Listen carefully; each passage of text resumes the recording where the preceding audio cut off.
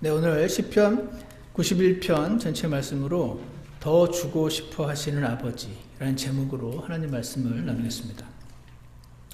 여러분, 지난주 설교에서 이용규 선교사님이란 분이 했던 말 중에 이런 말이 있습니다. 주고 싶지만 때로는 주지 못하는 마음, 그것이 하나님께서 우리를 향해 가지신 마음이다. 이 문장입니다. 기억하십니까?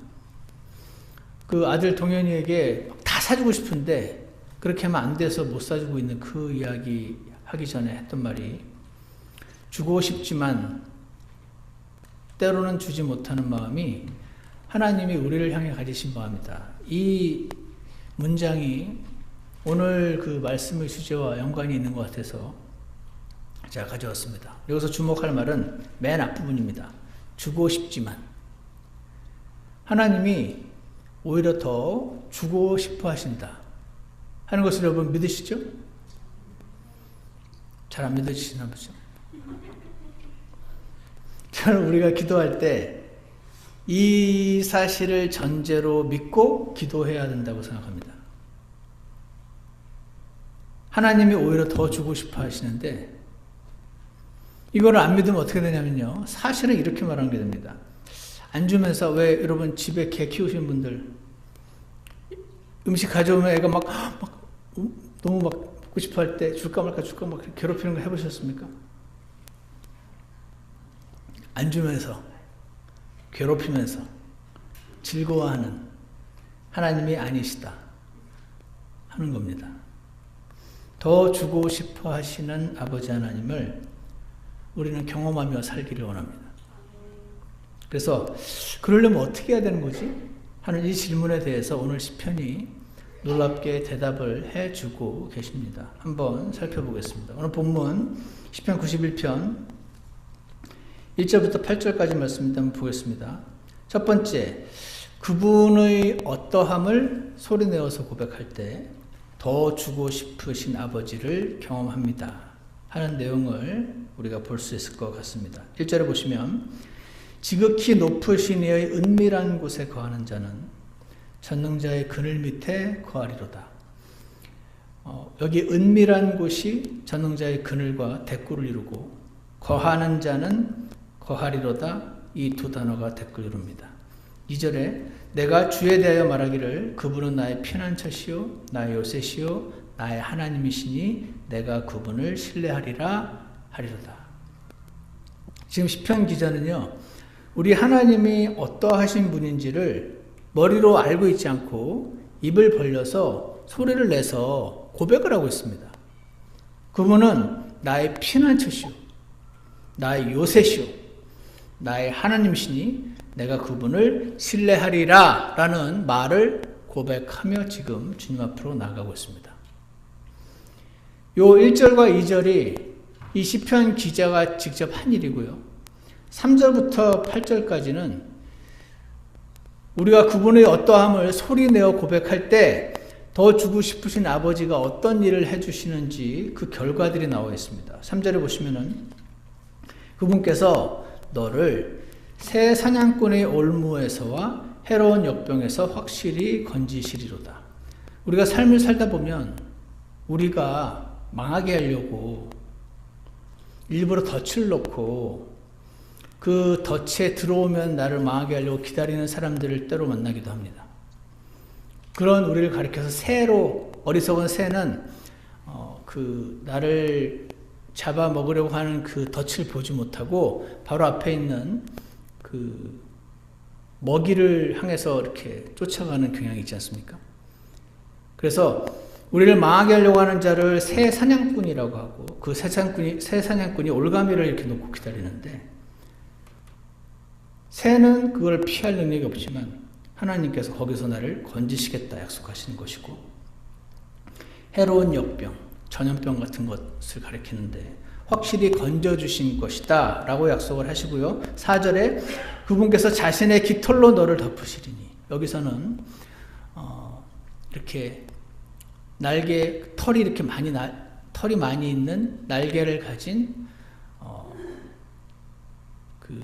새 같은 것으로 하나님을 지금 비유로 표현하고 있고요. 우리는 그 날개의 깃털 안에 이렇게 들어가면 따뜻한 것을 경험하게 되는 그런 작은 새로 묘사하고 계신 것입니다. 그분께서 자신의 깃털로, 하나님은 깃털이 원래 없으시죠. 하지만 새로 좀 비유하시는 겁니다. 우리를 나를 덮으시리니. 제가 새 깃털 속으로 들어가 본 적은 없지만 굉장히 따뜻할 것으로 예상을 합니다. 그리고 그 다음에 내가 그분의 날개 밑에서, 하나님은 날개 있는 분이 아니시지만 지금 새로 비유하고 있으십니다. 날개 밑에서 안전하게 그분을 신뢰하리로다. 그분의 진리가 너의 큰 방패와 작은 방패가 되리니. 이것은 완전하게 나를 감싸 보호하시는 보호막이 되어주신다는 것을 보여줍니다.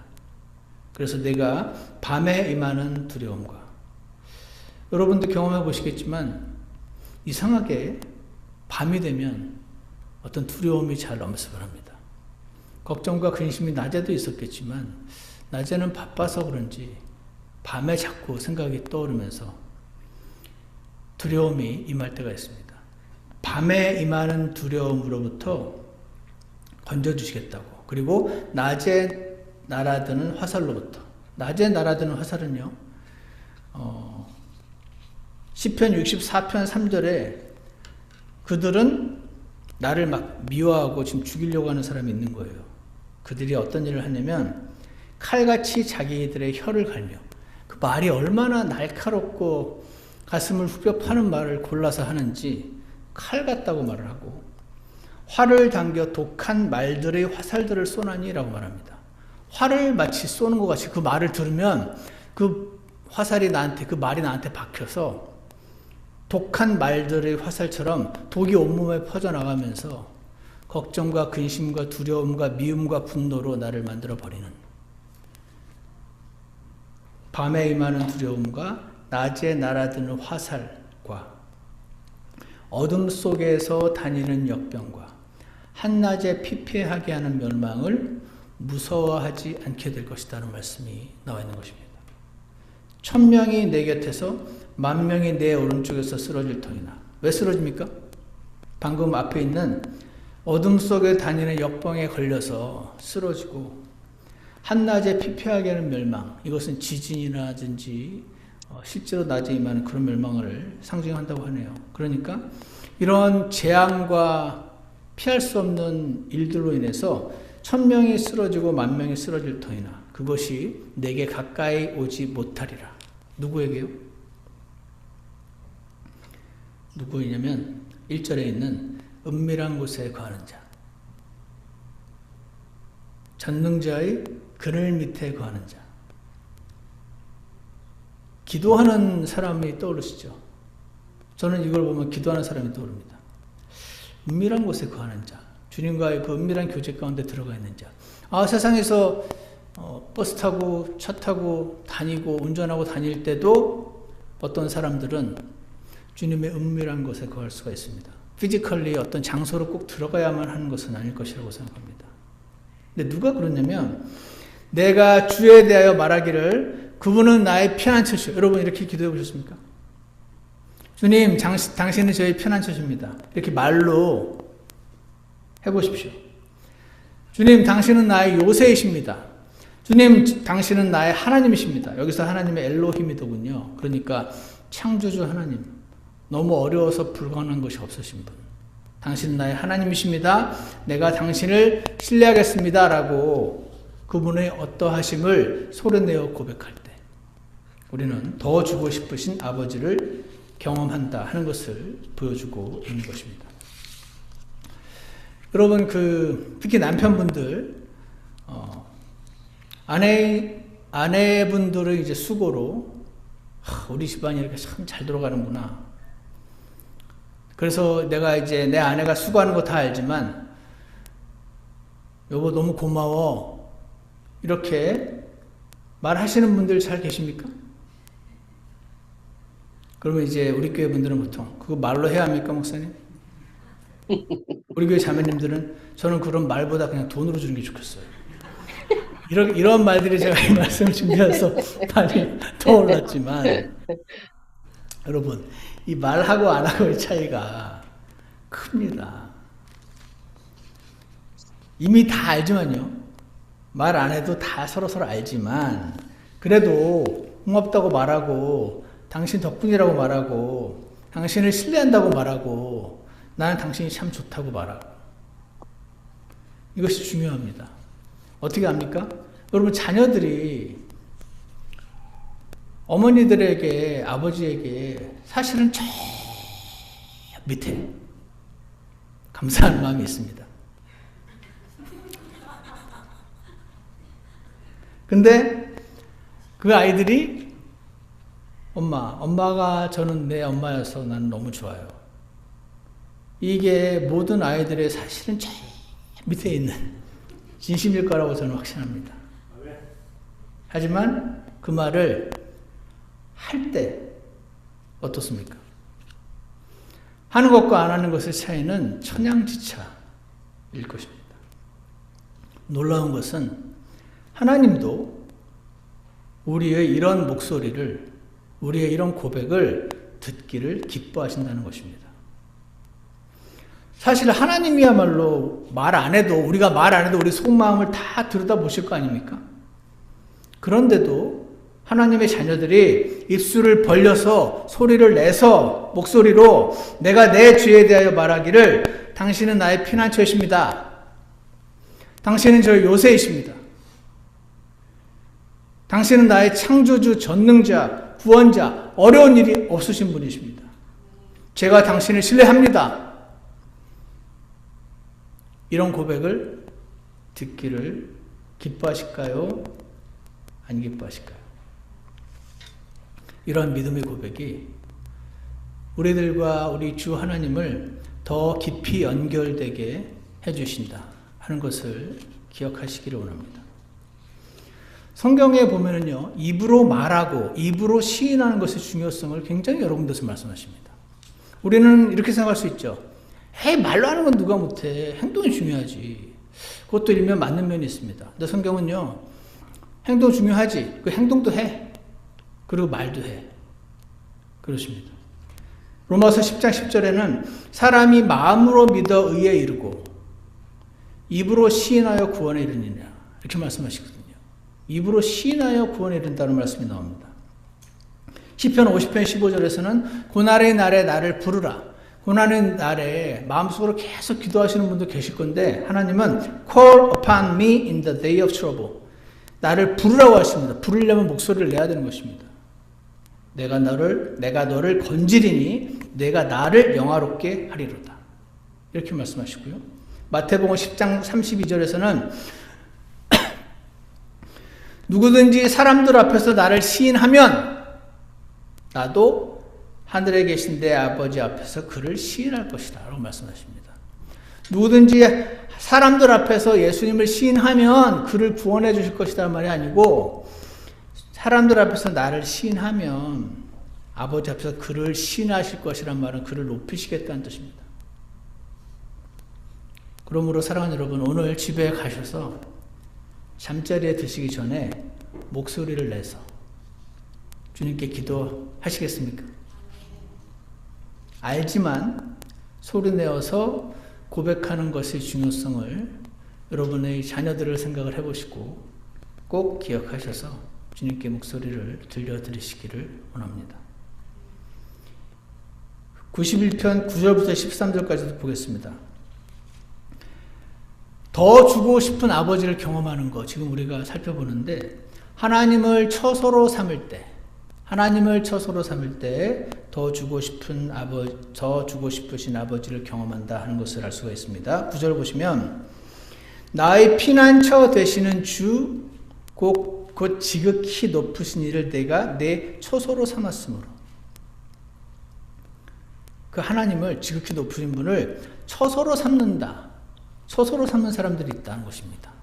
10절 그럴 때 어떤 재앙도 내게 닥치지 못하며 어떤 역병도 내 거처에 가까이 오지 못하리니 그분께서 자신의 천사들에게 너에 대한 책무를 주사 그들에게 임무를 맡기셔서 내 모든 길에서 너를 지키게 하시리라. 그들이 자기 손으로 너를 받들어 내 발이 돌에 부딪히지 아니하게 하리로다. 내가 사자와 독사를 밟으며 젊은 사자와 용을 발밑에 짓밟으리로다. 이렇게 말씀하시고 있습니다. 여러분, 날씨가 추워도요, 집 안에 있으면 좀 따뜻합니다. 날씨가 덥고 태양이 장렬해도 집 안에 들어가서 그늘 안에 들어가면 시원하다는 것을 경험을 해 보셨을 것입니다.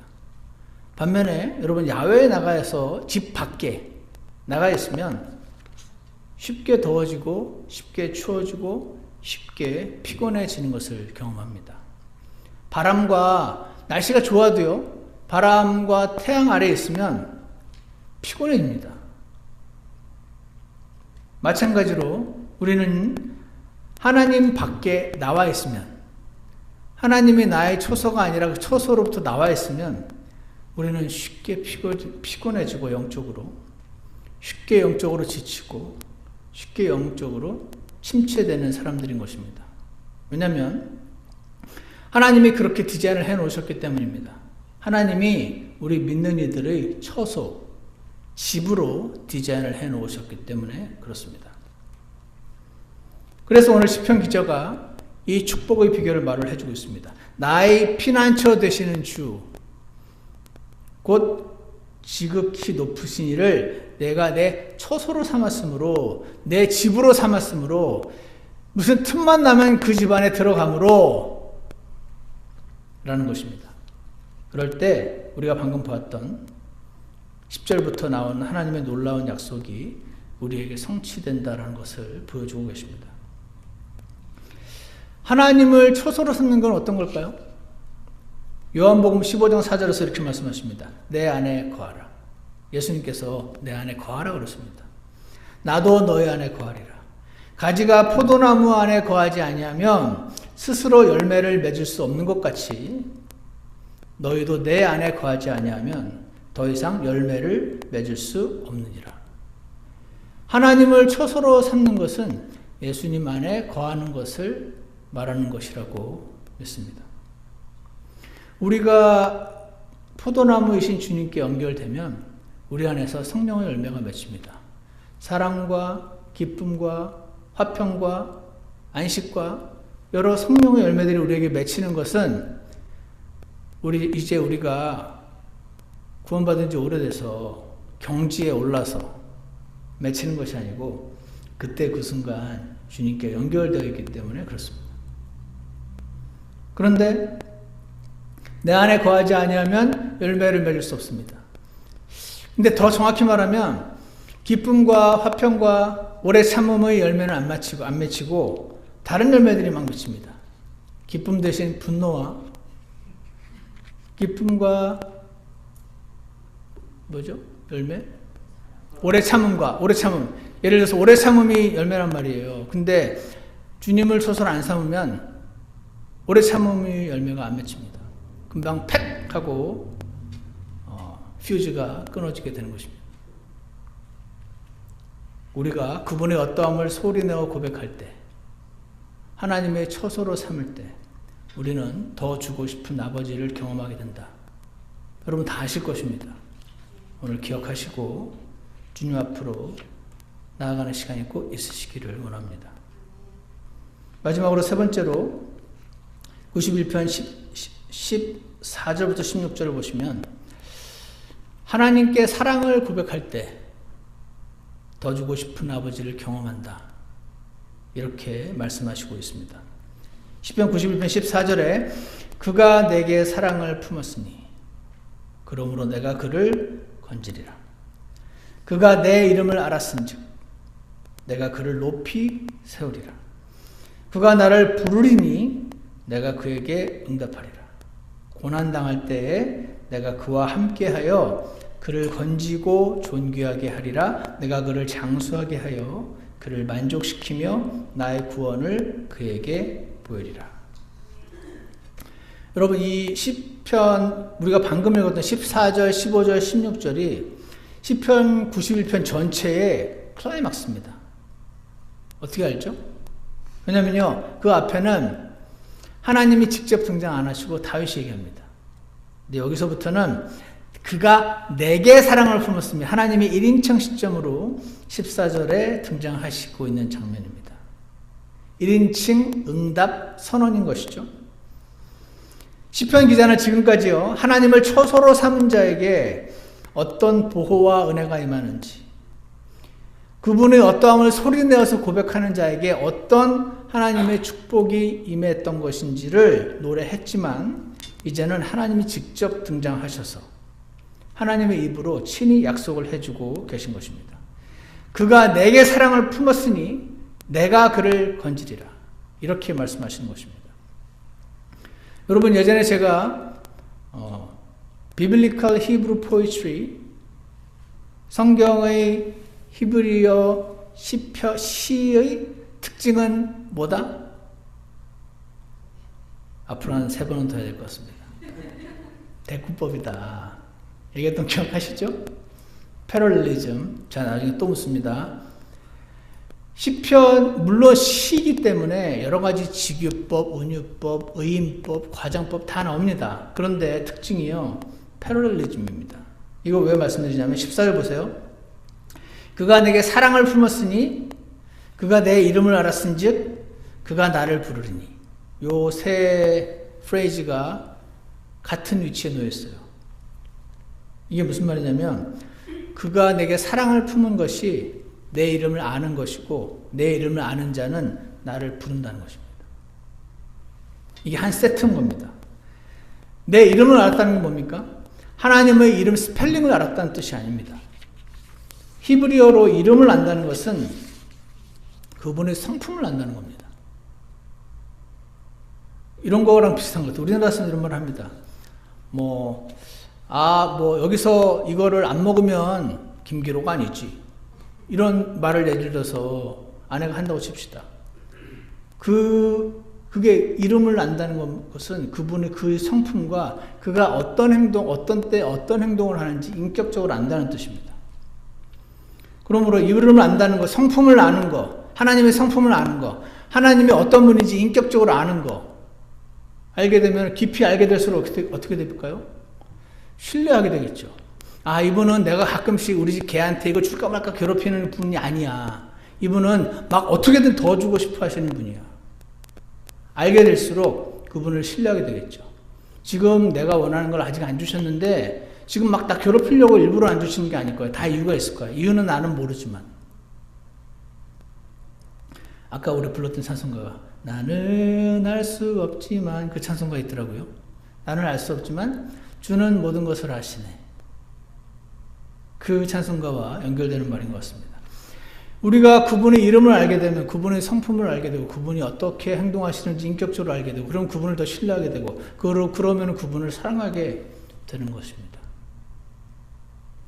하나님이 어떤 분인지를 알수록 그분을 사랑하지 않을 수가 없게 됩니다. 그분을 알게 될수록 그분을 부르게 된다고 말합니다. 그분을 의지하게 된다는 것을 우리에게 보여주고 계신 것입니다. 15절 보십시오. 15절에는 고난당할 때 내가 그와 함께하여 라고 표현하고 있습니다. 고난당할 때 내가 그와 함께하겠다. 여기서 하나님은 우리에게 고난을 면제해 주시는 분이 아니라 고난을 때로 허락하시는데 나는 그 이유를 알 수 없지만 그 고난 가운데 동행하시는 분이심을 보여주고 계십니다. 하나님은 우리에게 때로 고난을 허락하시는데 그때 나와 함께 하심으로 이기게 하시고 결국 건지시고 나를 존귀하게 하시겠다 라고 말씀을 하시고 있는 것입니다. 마지막 16절에 장수하게 하여 그를 만족시키며 라는 말씀이 나옵니다. 이것은 단순히 생명 연장의 축복이 아닙니다. 이것은 하나님 안에서의 충만하고 만족스러운 삶을 의미합니다. 제가 요즘 그런 분들을 특히 많이 보는데 많은 분들이 나는 오래 사는 거 싫다고 그러십니다. 그분들이 그런 말씀을 하실 때 대부분 나는 병에 걸린 채 오래 사는 거 그거 싫어. 내가 막 고생과 눈물의 삶이 막 오래 이어지는 거 그것을 원치 않는다. 그런 의미로 그런 말씀들을 하십니다. 그러나 하나님께서는 고통과 형벌의 장수가 아니고 하나님 안에서의 충만과 만족의 삶의 장수를 약속하고 계신 것입니다. 그리고 나서 나의 구원을 그에게 보이리라 이렇게 말씀하십니다. 이것은 죽음 이후에 천국에 가게 하겠다는 의미보다 히브리어 여슈아라는 단어의 뜻은 1번 뜻이 help입니다. 나의 help, 나의 도움을. 두 번째 뜻이 freedom from distress. 스트레스 받는 상황으로부터 자유롭게 하시는 것. 이것을 히브리어에서 구원이라는 단어로 많이 사용합니다. 이것은 이 땅에서 하나님께 사랑을 품은 자들에게 하나님의 구원의 능력을 보이시고 하나님의 그 구원의 실체를 실제로 보게 해주시겠다는 약속인 것입니다. 누가요? 누구에게 이런 약속을 하십니까? 그 사람, 나를 부르는 자, 내게 사랑을 품은 자, 내 이름을 아는 자, 내가 어떤 존재인지 아는 자. 사랑하는 여러분, 아까도 말씀드린 것지만 주님 사랑합니다. 에이 말로 하는 거 누가 못해. 그러지 마시고요. 말로 하는 건 누구나 할 수 있다라는 명제도 사실이지만 말을 하면 마음도 따라가는 경우가 많다. 이 명제도 우리 경험상 사실입니다. 그래서 여러분, 예전에 제가 이 시편 91편 말씀을 몇 번 전한 적이 있었는데 그때 저는 그 분 말이 항상 기억납니다. 제가 주님 사랑합니다 이런 고백은 해본 적이 없다고. 그 이후로 벌써 꽤 오랜 시간이 지났는데 그 이후로 많이 하셨을 것이라고 생각을 하지만 아버지 하나님, 제가 당신을 사랑합니다 라고 말로 고백하시기 바랍니다. 주님, 제가 당신을 사랑합니다. 이렇게 고백하시겠습니까? 제가 당신이 어떤 분인지 조금 알게 됐는데 제가 당신을 어떻게 사랑하지 않을 수가 있습니까? 주님, 아버지, 제가 당신을 사랑합니다. 이렇게 고백하셔서 그분의 어떠함을 소리내어 고백할 때, 하나님을 처소로 삼을 때, 하나님께 사랑을 고백할 때 더 주고 싶으신 아버지를 우리에게 더 빨리, 더 풍성히 보여주실 줄 확신합니다. 이러한 삶을 누리며 사는 저 여러분이 되시기를 주 예수님으로 축원합니다. 기도하겠습니다. 사랑과 은혜가 풍성하신 하나님 아버지, 오늘 더 주고 싶어 하시고 어떤 것들로 우리를 괴롭히면서 즐거워하시는 이상한 존재가 아니라 우리를 넘치게 사랑하시는, 우리를 창조하시고 만드신 아버지 하나님, 그리고 우리를 구원하신 아버지 하나님을 이 시간 다시 한번 기억하며 감사합니다. 주님, 시편 기자가 했던 것처럼 하나님이 어떤 분인지 소리내어 고백하는 것이 중요하다고 하시니 제가 오늘 하나님의 어떠함을 입술로 고백하고 하나님께 기도로 나아가기를 원합니다. 그리고 제가 하나님을 처소로 삼는 것이 공허한 이론이 되지 않게 해주시고 매 순간마다 주님을 찾는 자들 되도록 이끌어 주시기를 간절합니다. 그리고 하나님께 사랑을 고백할 때 더 주고 싶으신 아버지를 경험하게 해주신다는 말씀을 오늘 이 말씀 근거해서 주님, 저희가 믿습니다. 우리에게 아버지의 개입하심이 필요한 일들이 너무나 많습니다. 이미 우리를 사랑하셔서 모든 것을 다 주신 아버지께 믿음과 신뢰로 나아가는 저희가 되도록 인도하여 주시옵소서. 예수님 이름으로 기도드렸습니다. 아멘. 우리 찬송가 492장 부르겠습니다.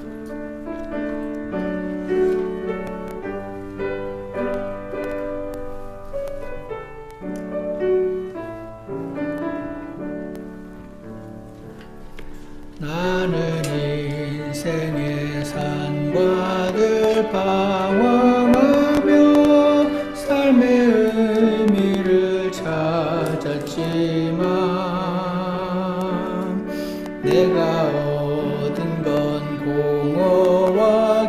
깊은 실망 귀한 세월만 다 보냈네.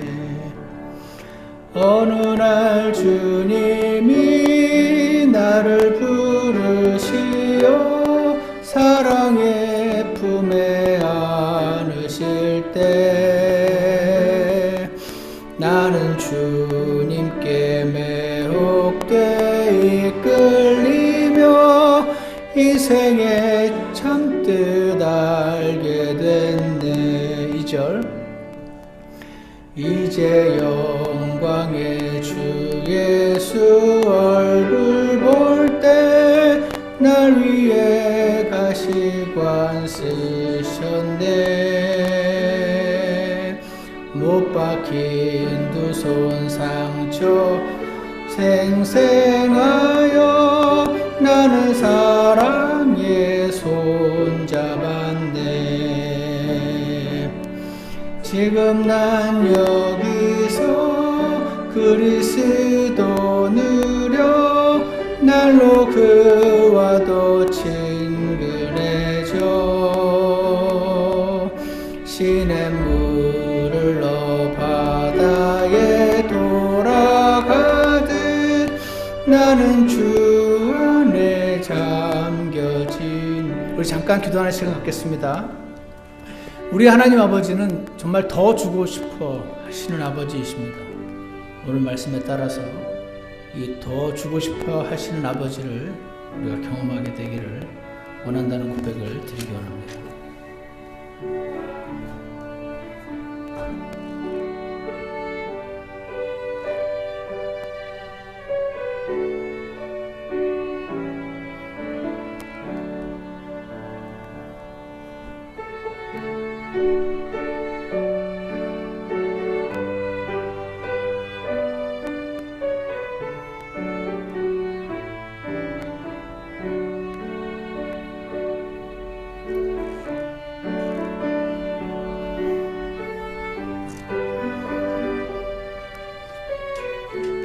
기도가 끝나신 분들은 1절, 2절 다시 반복하겠습니다.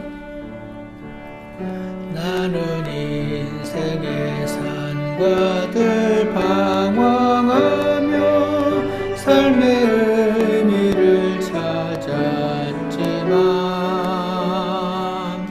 내가 얻은 건 공허와 깊은 실망 귀한 세월만 다 보냈네. 어느 날 주님이 나를 부르시어 사랑의 품에 안으실 때 나는 주님께 매혹돼 이끌리며 인생의 참뜻 알게 됐네. 2절 이제 영광의 주 예수 얼굴 볼 때 날 위해 가시관 쓰셨네. 못 박힌 두 손 상처도 생생하여 나는 사랑의 손 잡았네. 지금 난 여기서 그리스도 누려 날로 그와 더 친근해져. 시냇물을 넣어 바다에 돌아가듯 나는 주 안에 잠겨지네. 아멘. 우리에게 인생의 상과들 방황하며 삶의 의미를 나름대로 찾아보자 했지만 얻은 건 공허와 깊은 실망과 귀한 세월만 다 보냈고, 하지만 주님께서 우리를 부르시는 그 순간 우리는 이제 더 주고 싶어 하시는 아버지를 경험하게 되었음을 주님 앞에 감사합니다. 주님, 저희가 부족해서 더 주고 싶어 하시는 놀라우신 아버지 하나님을 잘 경험하지 못하고 살 때도 많이 있지만 저희를 긍휼히 여기셔서 오늘 시편 기자의 고백처럼 주님의 어떠하심을 고백하며 주님께 사랑을 고백하며 주님을 처소로 삼음으로 좋으신 아버지 하나님을 누리며 살아갈 수 있도록 저희 모두를 축복하여 주시옵소서. 예수님 이름으로 기도드렸습니다. 아멘. 예배를 마치겠습니다.